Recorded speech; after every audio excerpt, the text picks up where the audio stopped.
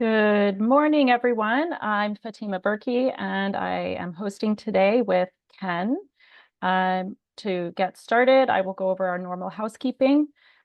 Please keep in mind, we are here to give general legal information. We do not provide legal advice. If you are requiring legal advice, please contact your association attorney. Also, please keep in mind that the chat function during the Zoom is intended for questions or requests for clarification and commentary is not legal advice. So keep that in mind as well. The Monday morning minute, if you want to add that to the chat function, Chelsea, we have that. Also, the update on the ever-changing CTA requirement, I believe it was last week, the Treasury Department has announced it will not enforce the CTA against U.S. citizens and domestic reporting companies. Don't have any further information on that. You can go to the website and see what the reporting requirements are. We are still recommending that our clients adhere to this. However, as I said, they are now announcing that they're not going to be enforcing it. Another update on House Bill 1443, which allows mobile dwellings on lots, even in HOAs, unless the documents prohibit it. As far as we know, this has never made it out to the committee. So for now, it is inactive.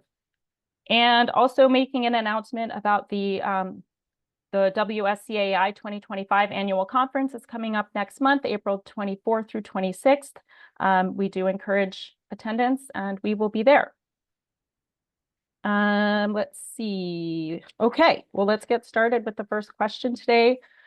Is it a board decision to decide if we offer a loan through the HOA for a large special assessment? And in this case, it's for $65,000, and they're asking about what are the pros and cons. So the first, preliminarily, this will depend on whether your governing documents allow you to take out a loan. So assuming that that's the case, and you are permitted to do so, you'll also want to confirm that it is permitted under the association's powers section. We do want to distinguish between the authority to borrow and the difference between assigning future income as collateral. So even though you may have the authority to borrow money, a bank may require collateral in order to actually give you that loan. So it is up to the board, not the ownership, but the board gets to make that decision about whether they want a lump sum assessment or to take out some type of loan to spread out that assessment amount over small amounts. However, either way, if you are proposing a special assessment, you need to go through the procedural and substantive requirements for special assessment ratification. And when you do that, any loan that is associated with a special assessment has to be repaid, that must be repaid, must be ratified through the normal process. So assuming all of the above, so assuming that your association documents provide authority to take out a loan and that you do have the permission to assign future income, the board would want to adopt a loan payment plan with its owners, so in conjunction with the special assessment. And in order to do that, we generally would recommend that you use an association attorney to draft that payment plan and to ensure that it's valid and enforceable. If you are offering alternative payment plans for owners, you must specify to the owners what their options are. You can't just assume that they're going to know that. So if you're offering them a lump sum and you're offering them a payment plan option, you need to show what the requirements are for the lump sum payment and what the requirements are for the monthly payment plan, and make sure that it's clear to the owners what the difference is and if there's any interest or fees associated with a monthly payment plan. One of the questions, the second question was, what are the pros and cons? So, I guess we could go on forever about pros and cons, but generally the pros of having a loan means that It allows owners who wouldn't otherwise necessarily be able to pay a lump sum to spread the expense over time. And hopefully it provides certainty that the HOA is actually going to collect that money. The con is that often, from a practical standpoint, if an owner can't make the lump sum payment, often those same owners can't make monthly payments either. So if they're only able to make their regular assessment monthly payments and they're saying they can't afford a lump sum a special assessment, often those are owners who end up in our office with collections because they're not able to even make those smaller payments on a monthly basis. So there are some risks associated with that. It shifts the risk of an owner not paying to the entire association. There's increased costs for administering a monthly plan, interest charges, and there's no guarantee that the owners are going to pay it either way. So that's sort of the way that those are the pros and cons, and it's going to depend obviously on the amount of the special assessment, the ownership, and other things. But overall, that's sort of the big picture. Ken, did you have any comments on that?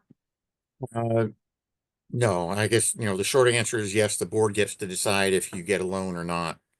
But the loan doesn't actually make it less expensive. It's still a giant cost for your owners. So second question is, can you generally describe the intent of secret ballots in Ukiah?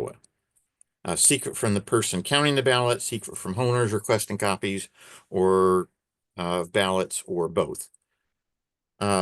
Someone has to be able to count the ballots, and someone has to be able to comply with the confirmation capabilities, which Ukiah describes as well.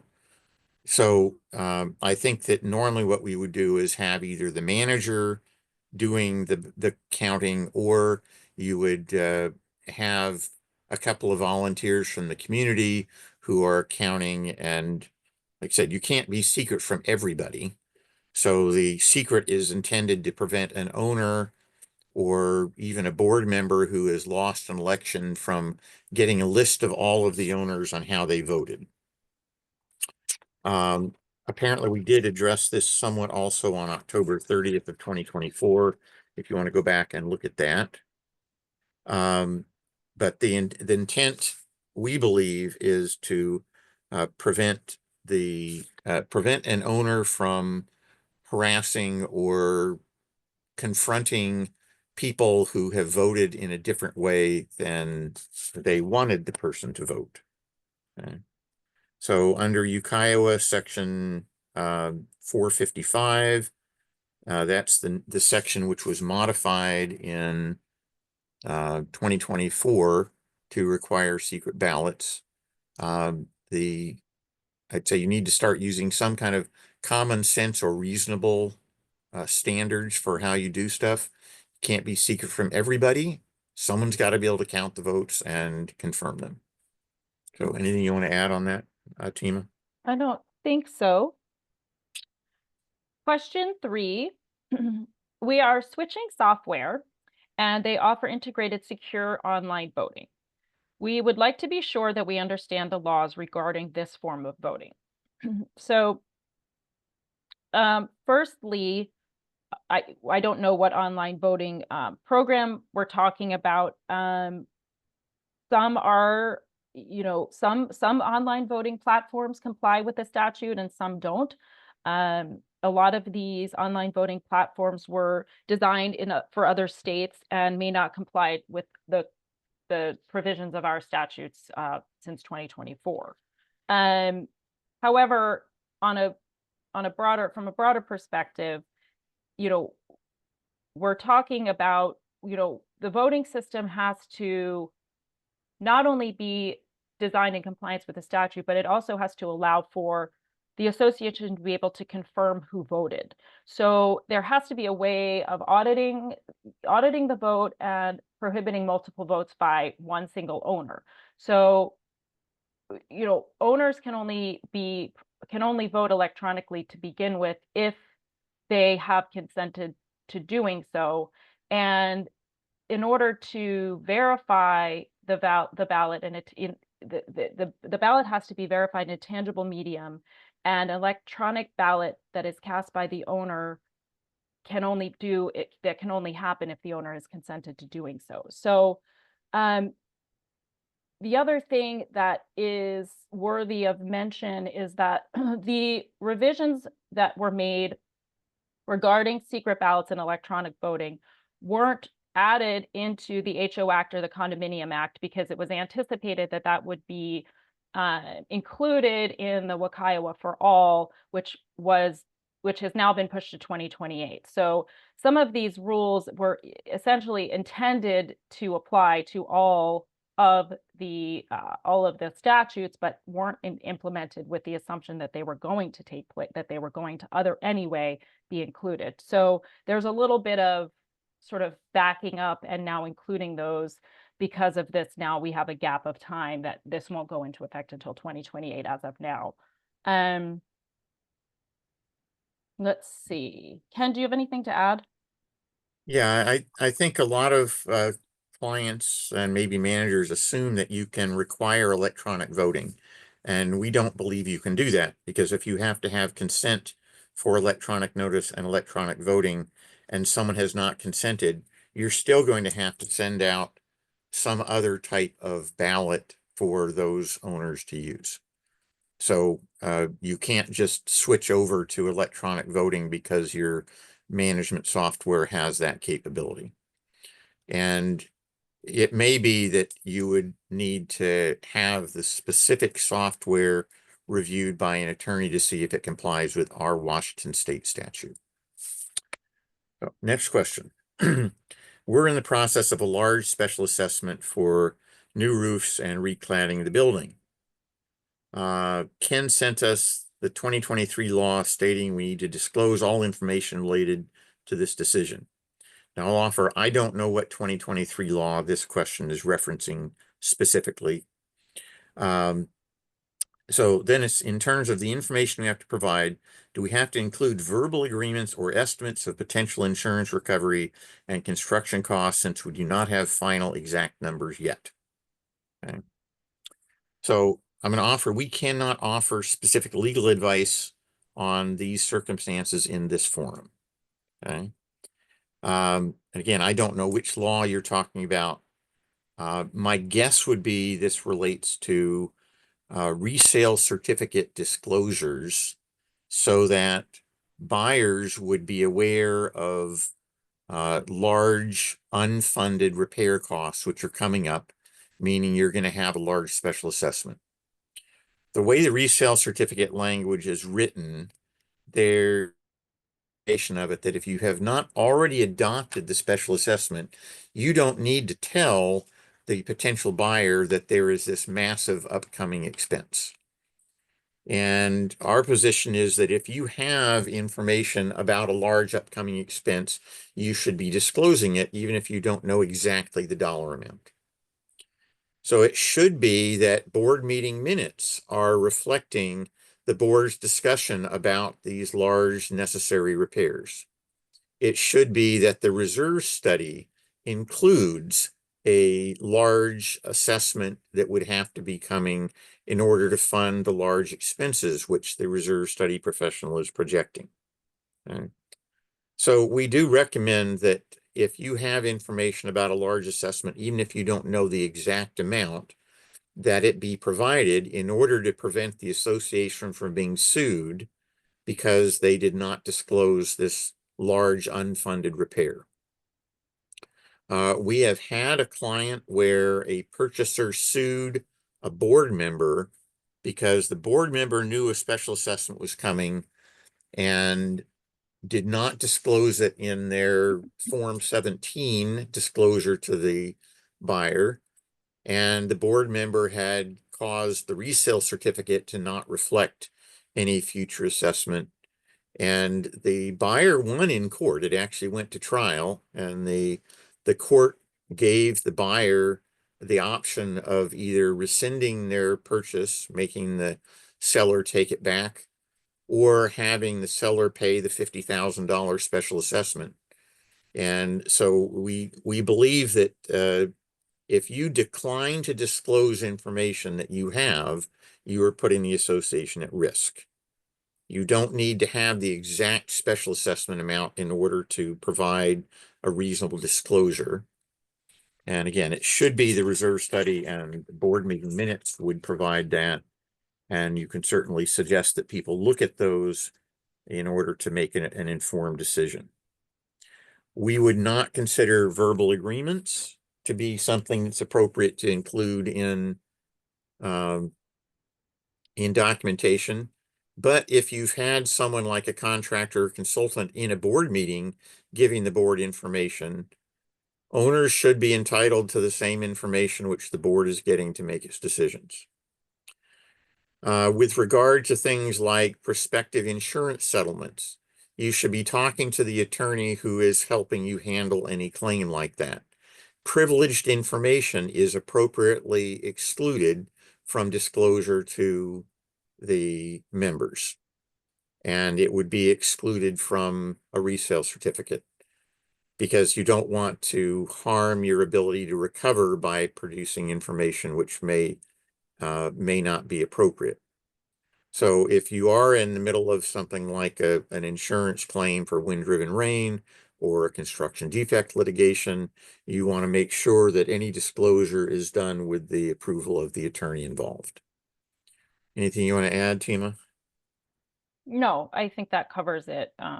Like you said, generally these discussions should be taking place during board meetings and should be recorded in the minutes. So, typically these decisions aren't made, quickly. There's estimates and there's multiple meetings regarding. So all of that should be documented in any case. Fifth question. Declarations in 6438 HOA allow board meetings with 3 days notice. How is this handled regarding notification of owners? So I guess the first thing to say is, to preface the answer is by saying that there's an open meeting requirement in the HOA Act, and you can't meet an open meeting requirement if owners don't know that there's a meeting. So while it doesn't specify in the HOA Act what notice is required for unit owners regarding board meetings, it is, at least one court has held that a failure to inform owners about board meetings is a violation of the open meeting requirement in the statute.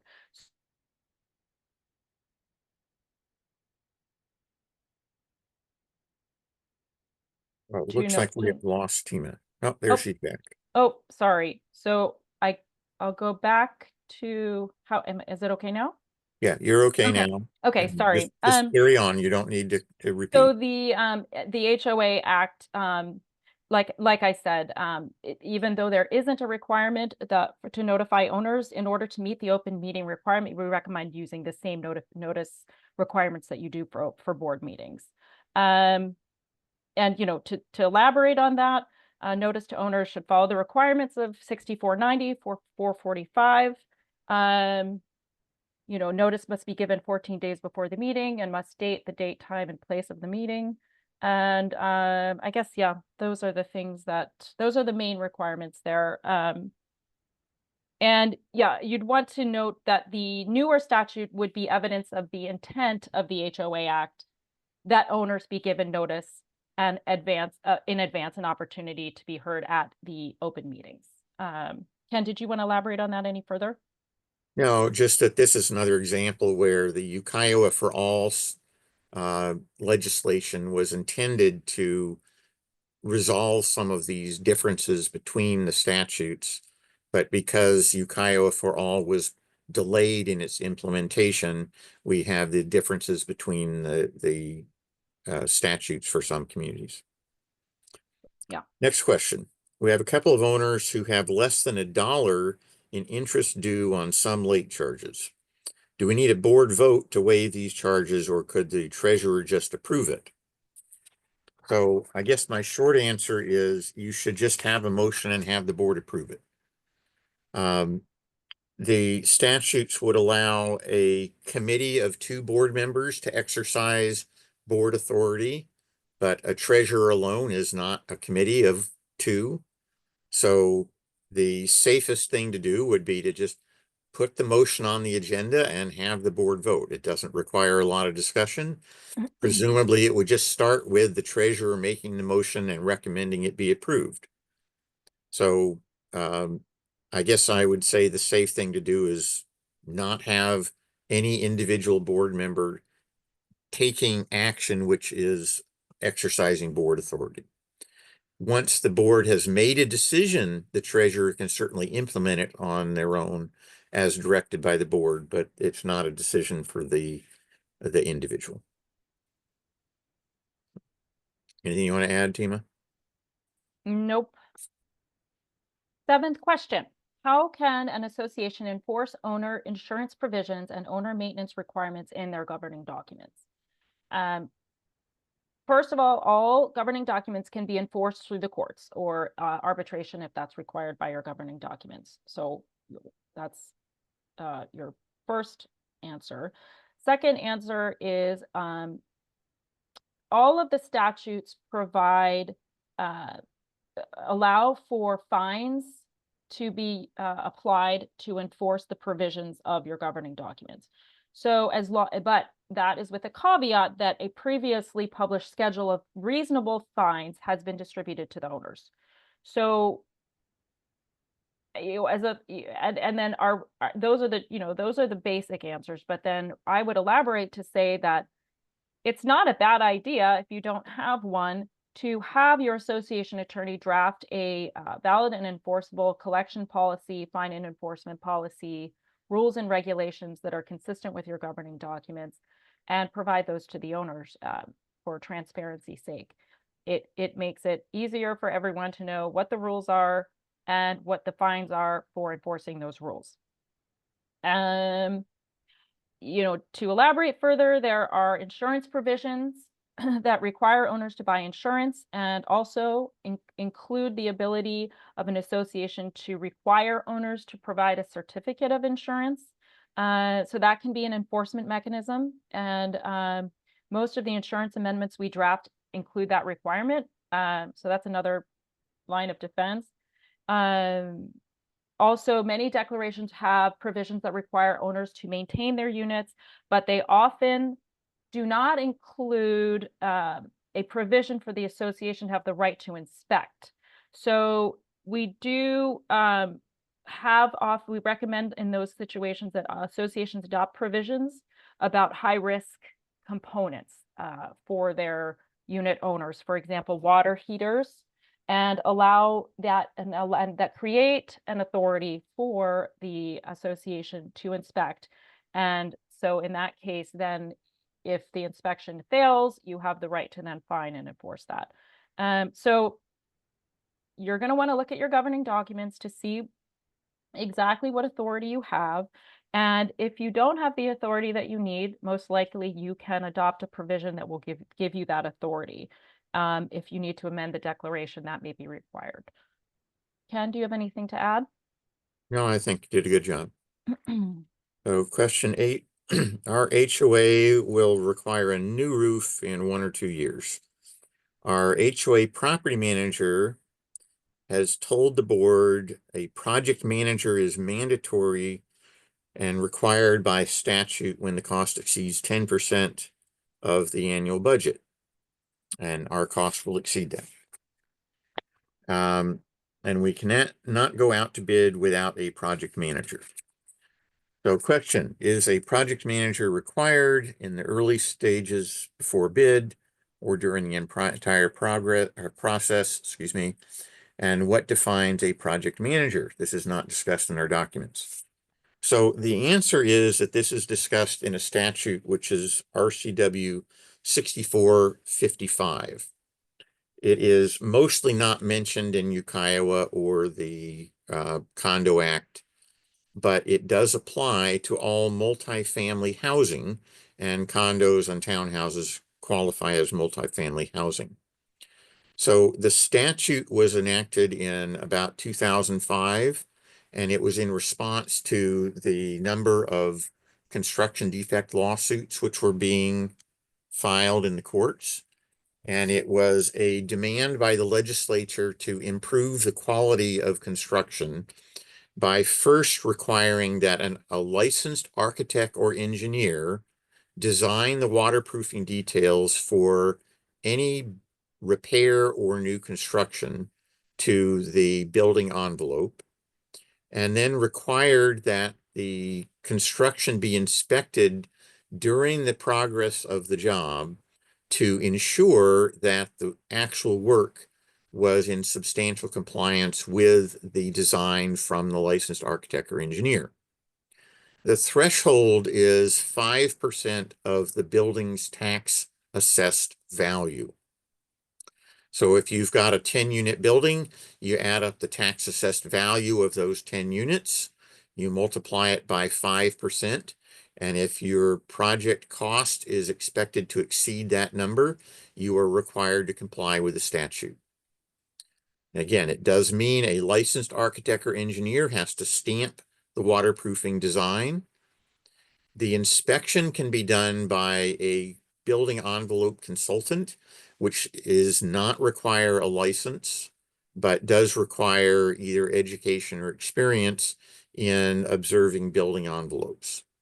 So back when I used to do consulting as well, I could qualify for doing the inspections, but I'm not a licensed architect or engineer, so I could not do I could not stamp the design for approval by the city or the state.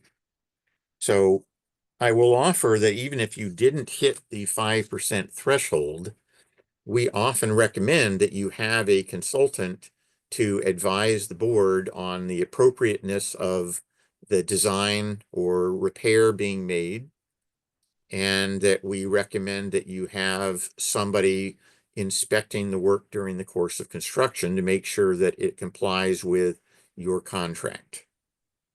If you have questions about 6455, then we're happy to help you with that or talk to another association attorney.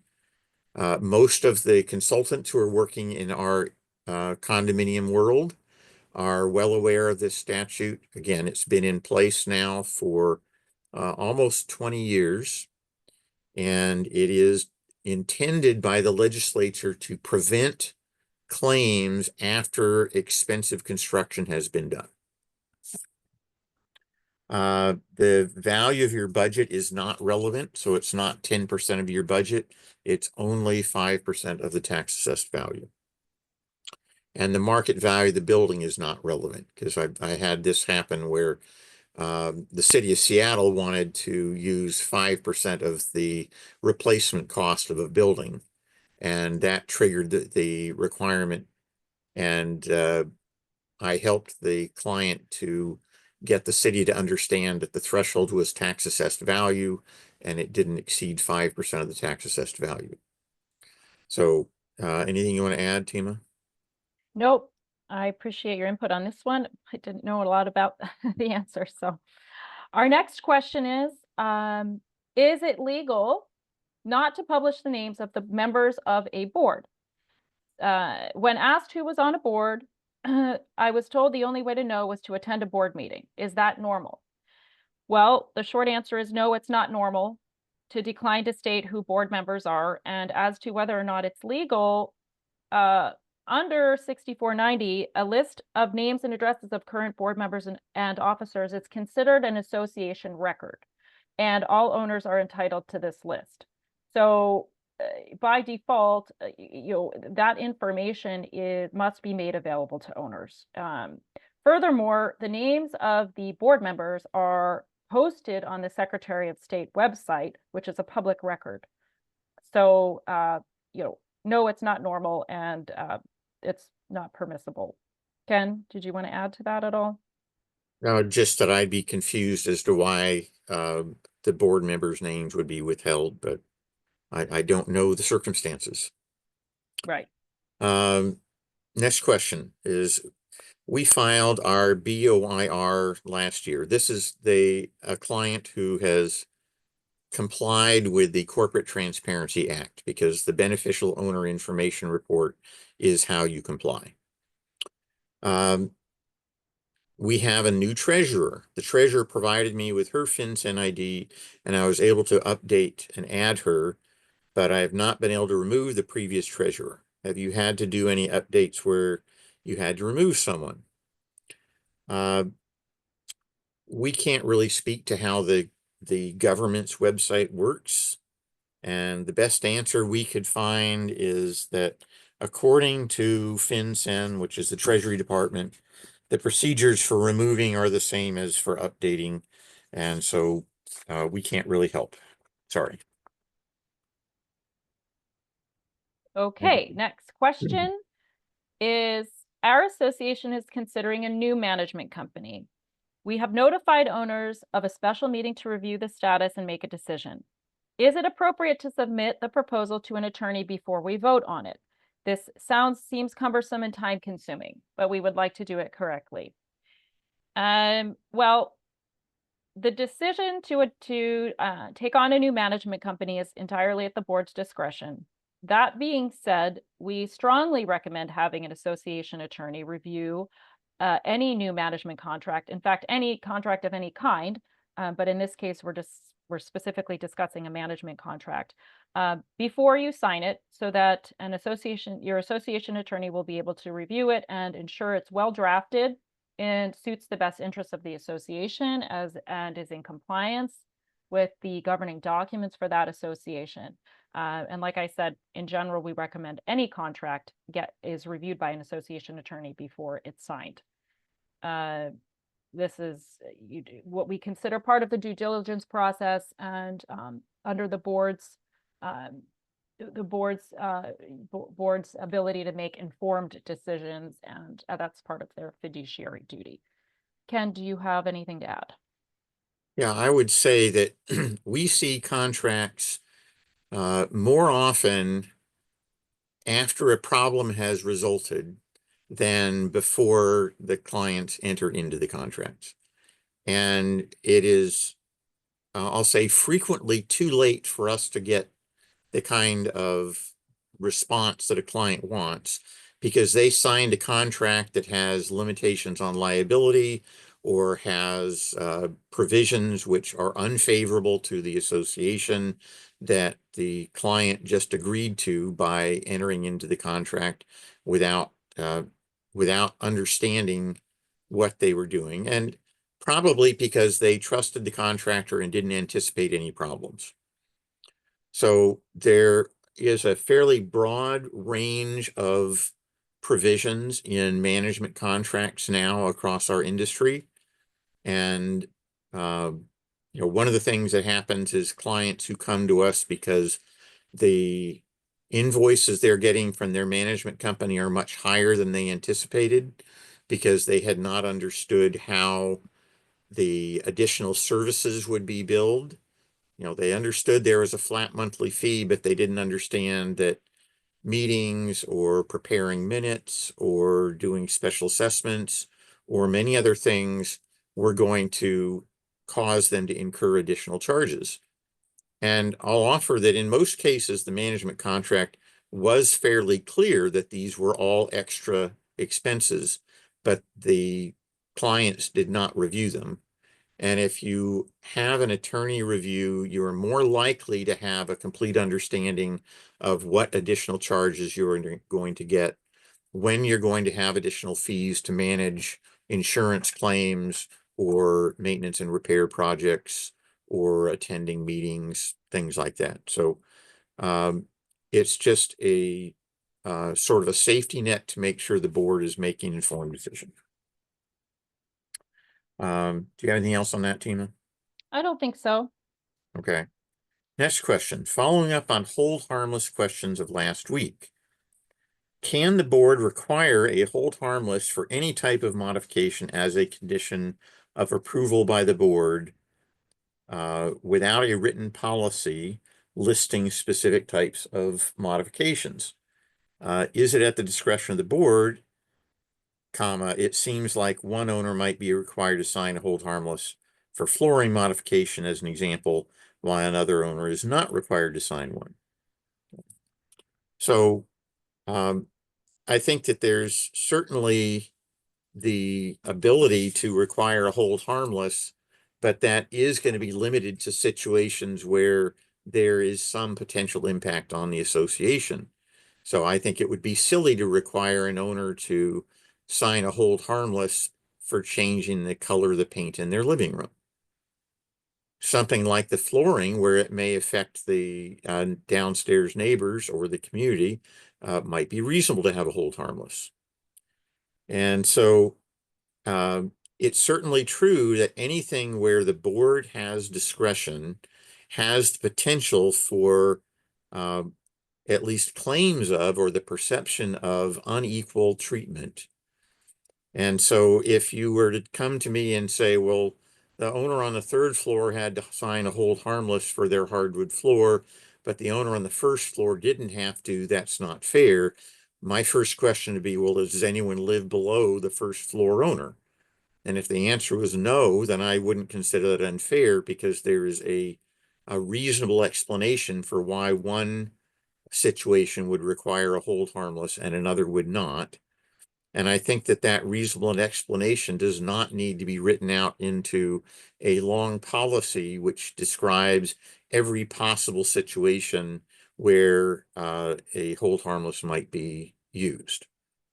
And so I guess it really is going to come down to the very specific circumstances, and we can't give legal advice without knowing what those circumstances are.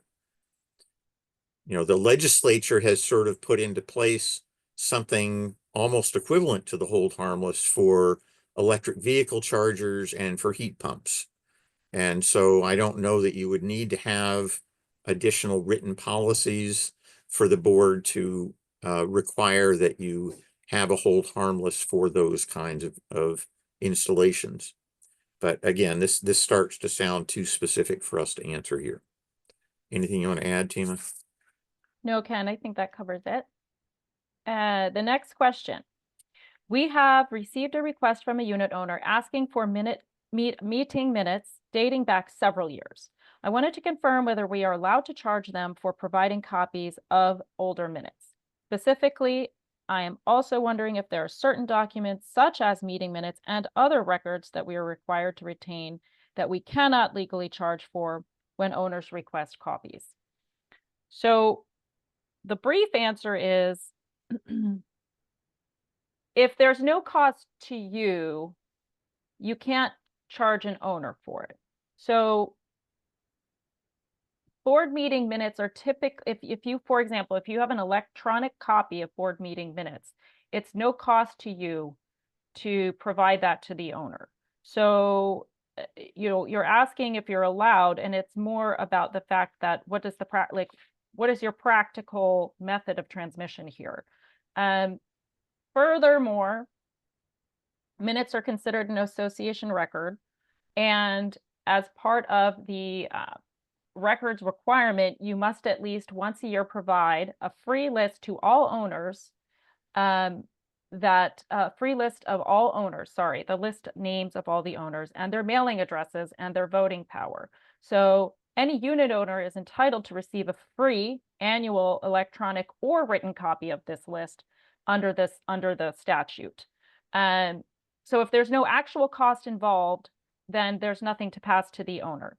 You can't just have a fee in order, I mean, essentially that looks like a way of discouraging owners from requesting minutes or records. So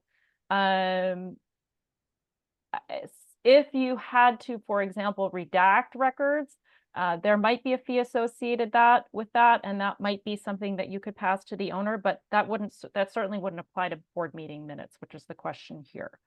Let's see, I think that pretty much covers it. Oh, and the right to copy records under the section includes the right to receive copies by photocopying, but if it is available by electronic transmission, then you'll need to provide it by electronic transmission, because that's the fastest and the cheapest way of transmitting the information. So again, if there's no expenses occurred to you, you can't pass that along to the owner. That looks like a way of discouraging them from requesting records. Ken, did you have anything you wanted to add? Yeah, if if there is a unreasonable request for records, you should certainly talk to your association attorney about how you can comply and what you can charge an owner for. So, we had a client with 32 boxes of records, which included old meeting minutes. And if the owner was requesting that the board go through or the manager go through and pull the board meeting minutes out of these 32 boxes, then yes, you probably can charge for that expense. You'd have to tell them in advance that you're going to charge and how much it might cost. If you've got electronic records, and many management companies, we understand, have gone pretty much exclusively to electronic records, and you can put in a few keystrokes and get all of the electronic records and email them to an owner, then we don't think you're going to be able to charge any significant amount of money to them, even if it's a large volume of documents. Some clients are getting around this by just posting all of these documents, like the board meeting minutes, on a website which can be accessed by the unit owners. And then when the request comes in, you just direct them to their website and you don't have to deal with it at all. So what we're looking at is sort of an evolution being kept. And the statute was revised in 2024 to add this information about electronic copies, that owners are entitled to the electronic copies, because I would guess that somebody said, well, you need to come to our office and sort through all of these boxes, even though we have the documents electronically. And so the legislature revised the statute to require the electronic documents be made available. But again, I'm sort of guessing as to why the legislature does some of the things that it does. Number 14, in our self-managed HOA, board members who are officers are tasked with the daily operations of the HOA. Communication is needed between the officers on a regular, sometimes daily basis. Where is the line between what they can and can't discuss between meetings? In last week's Q&A, Valerie said, if you're a community that has an open meeting requirement, your board should be doing very little to no business behind closed doors. Okay. So the answer is that we agree with Valerie's comment. And then the broader explanation is that until we have a court decide what the difference is between activities which are decision-making by the board, which I think are sort of clearly supposed to be done in open meetings, or officers carrying out day-to-day duties of their assigned tasks, we're not going to know what the difference is. And you're probably never going to get a bright line. So if the officers are functioning as a committee and making decisions exercising board authority, then it's not okay. If an officer is just carrying out a decision of the board, then there's probably not a problem. And so if the board has made a decision to start collections activities against a delinquent owner, then the tasks and discussion related to moving that forward would almost certainly not require an open meeting. But the decision to start the collections action, and certainly a decision to foreclose, would absolutely require board discussion and a vote by the board members. So it is not possible for us to know, without sort of the specifics about what they're doing, what might qualify, what might be considered ministerial acts under the UKIOA, which would still require unanimous board consent. And my guess is that there's going to be a period of time where boards are trying to do what's right and comply with an open meeting requirement, and courts are going to start making some decisions, but it might take years before we have good case law, or it might take years before the legislature provides better clarity than what they have provided now. I think that the legislature is reacting to a small group of conspiracy theorists who are convinced that HOA boards are acting in bad faith, and they are trying to implement requirements that boards be open. And it's not an unreasonable thing for the legislature to do.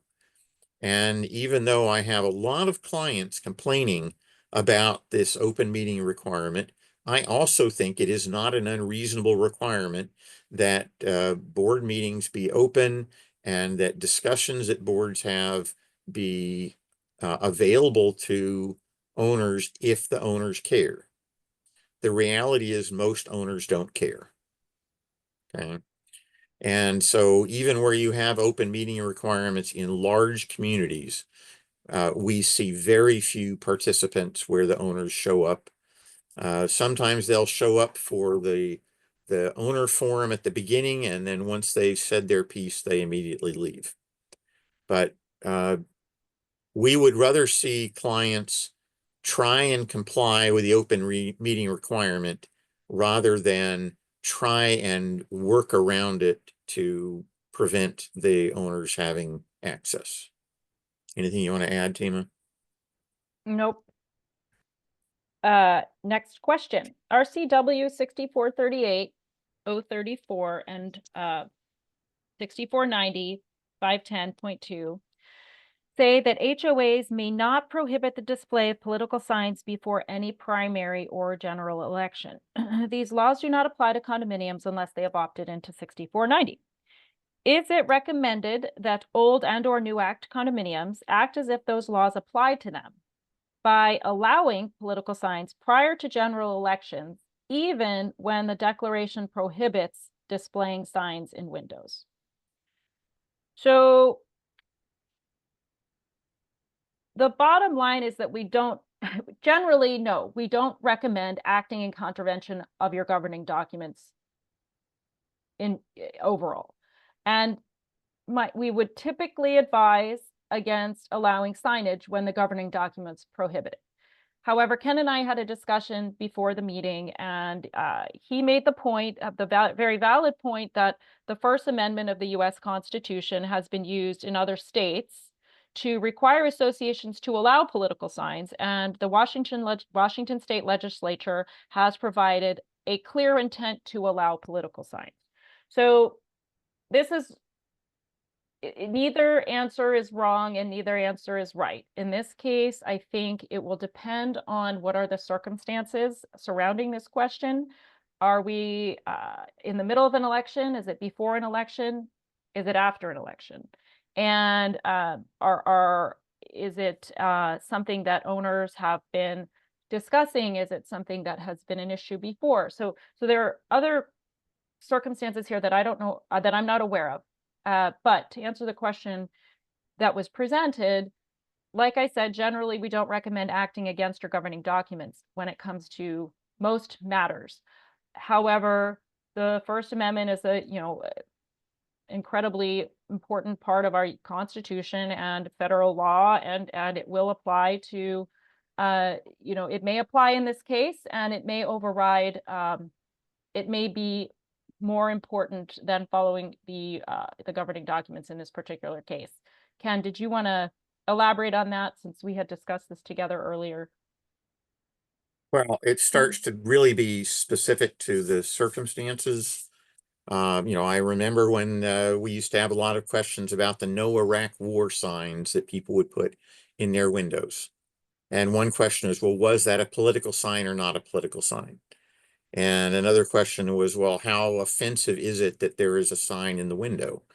And should you allow members of the community to express their, First Amendment opinions? And so I'd want to know what the circumstances were. And in part, it might become a decision for the board to decide whether they want to take enforcement action.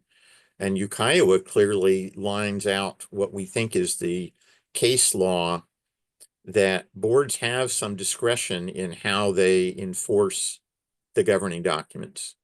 And so it might be that despite a clear no signs in the window provision in your declaration, we might recommend that you just don't enforce it in a particular case.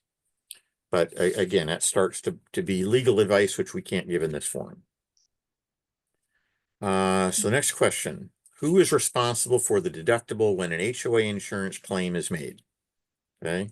So the answer is it really depends on what your particular governing documents state. And when we say governing documents, in this case, we mean the recorded condo declaration or CC&Rs. You cannot adopt a rule to shift the insurance deductible. It has to be in the recorded document. Okay. If the document does not specifically allocate the deductible to an owner who causes damage or to the owner of a damaged unit, then the deductible is going to be a common expense. That's the general rule. Okay. And this is the most common amendment that we do for all of our condominium and townhome clients is an amendment to shift the HOA deductible to individual owners. First to those who cause damage. If they have caused the damage, then they would be responsible. So if you're smoking in bed, you could have them pay the deductible. And then secondly, to the unit where the unit is damaged.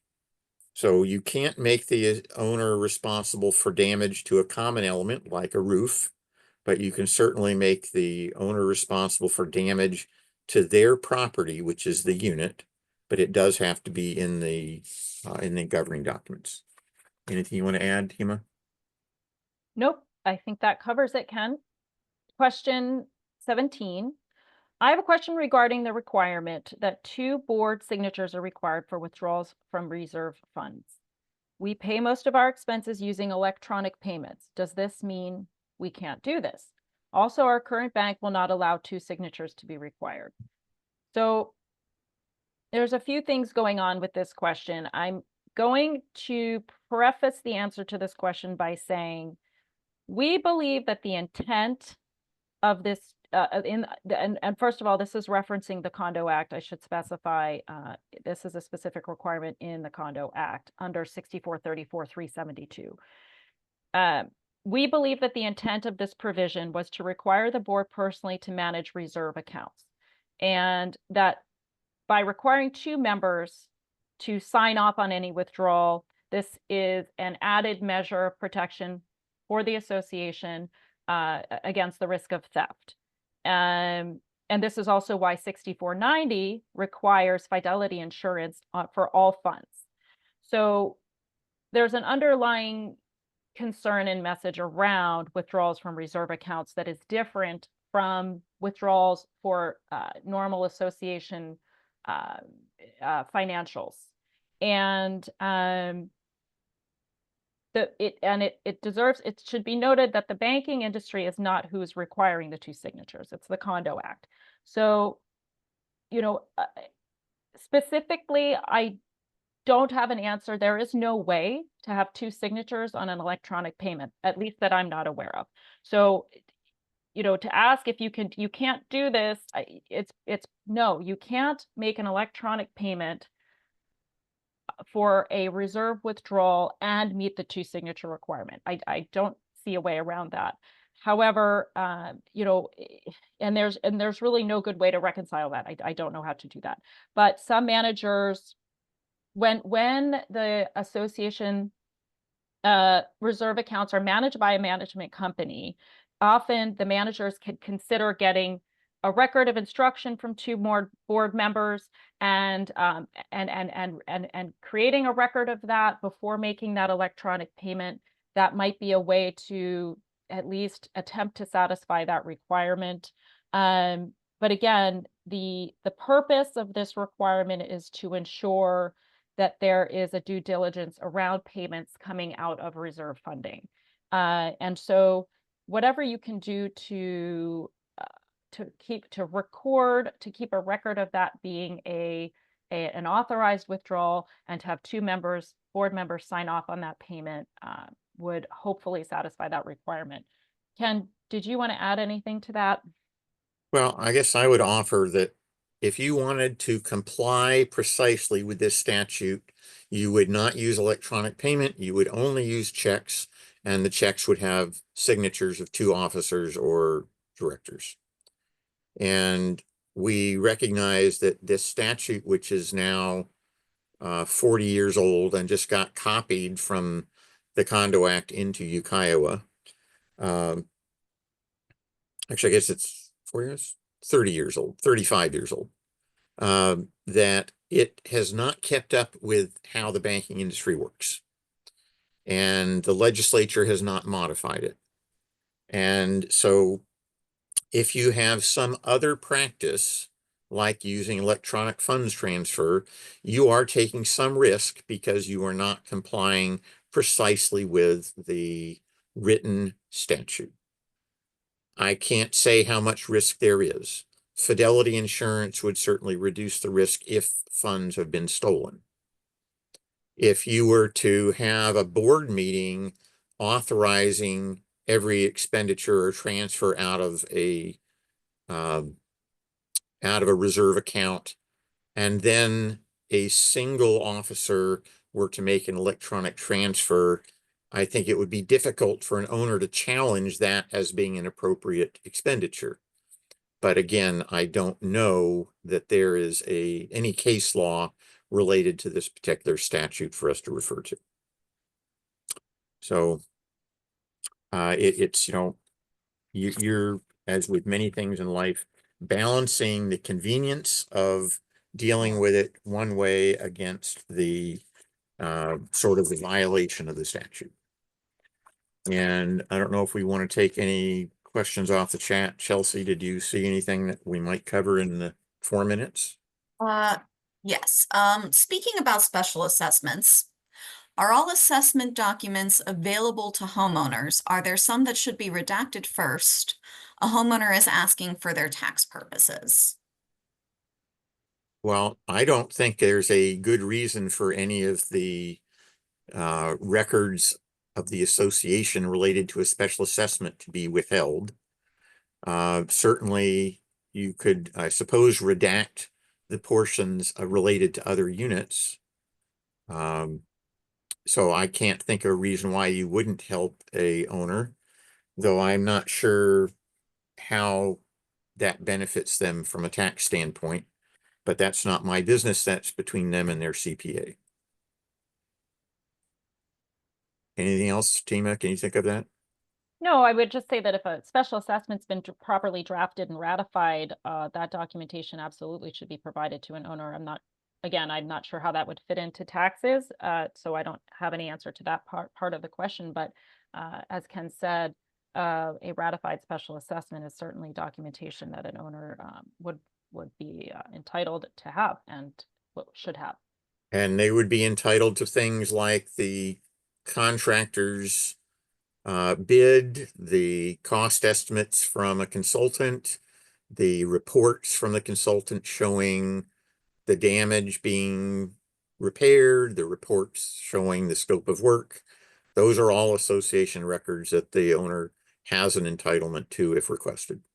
Yes, and we covered that in our earlier question about Yep. documentation provided to owners around these types of things and the transparency of the same.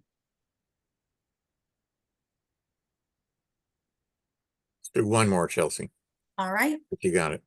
Loan accounting for our HOA is challenging because owners had the option of the loan or lump sum, and each owner's special assessment is different, so loan payment amounts vary. Is this a common situation? Our association management company does not seem to track the loan payments, so is the board supposed to do that? Well, I would have said that the accounting ledger, which I would have assumed would be handled by the management company, should be reflecting how much is owed by each member and the payments made by each member. So to some extent, I'll say I'm confused by hearing that the management company is not tracking the payments, because there has to be a way of properly accounting for the payments being made. You got any thoughts on this, Tima? No, I agree. I think if there's any pay, I agree with what Ken said. I think that we maybe need more information to answer this question.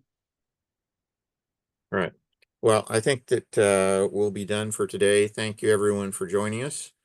And if you've got questions that we didn't get to, submit them for next week. Thank you. Thank you. Have a great day.